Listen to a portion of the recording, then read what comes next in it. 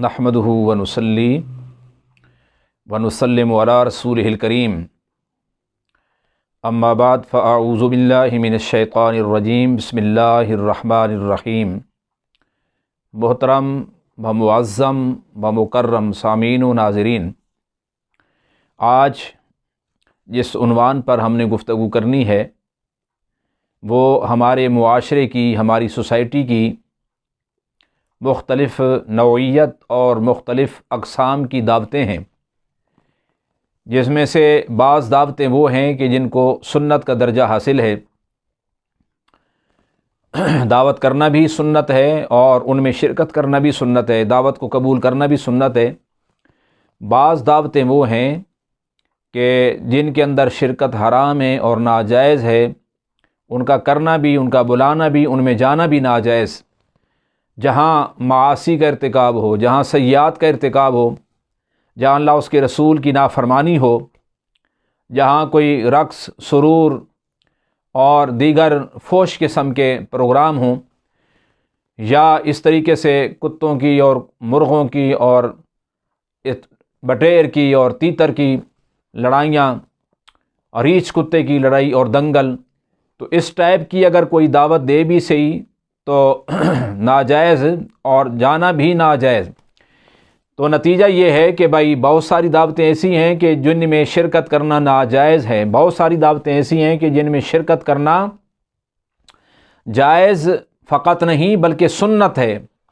اور اس دعوت کو قبول کرنا سنت ہے، اور وہ مسلمان کا حق ہے مسلمان پر کہ جب اس کو دعوت دے تو اس کی دعوت کو قبول کرے،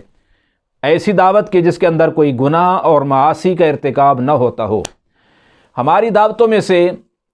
عقیقے کی دعوت ہے، ہماری دعوتوں میں سے شادی کی دعوت ہے، نکاح کی دعوت ہے، سالگرہ کی دعوت ہے، ولیمے کی دعوت ہے، اور ولیمے کی دعوت کو بہترین دعوت قرار دیا گیا۔ حضرت جابر رضی اللہ تعالیٰ عنہ سے مروی ہے، حضرت ابو ہریرہ رضی اللہ تعالیٰ عنہ سے یہ حدیث مروی ہے اور متفق علیہ حدیث ہے، جس کو امام بخاری نے، امام مسلم نے اپنی اپنی صحیح کے اندر سند کے ساتھ اس کو روایت کیا۔ حضرت ابو ہریرہ فرماتے ہیں قال رسول اللہ صلی اللہ علیہ وسلم شر الطعام طعام الولیمہ یدعا لها الاغنیاء ویترک الفقراء ومن ترک الدعوة فقد عصى اللہ ورسولہ، متفق علیہ۔ کہ نبی پاک صلی اللہ تعالیٰ علیہ وسلم نے فرمایا بدترین کھانا، بدترین دعوت، بدترین کھانا وہ ہے طعام الولیمہ، جو ولیمے کا کھانا ہے۔ ویسے ولیمہ سنت ہے،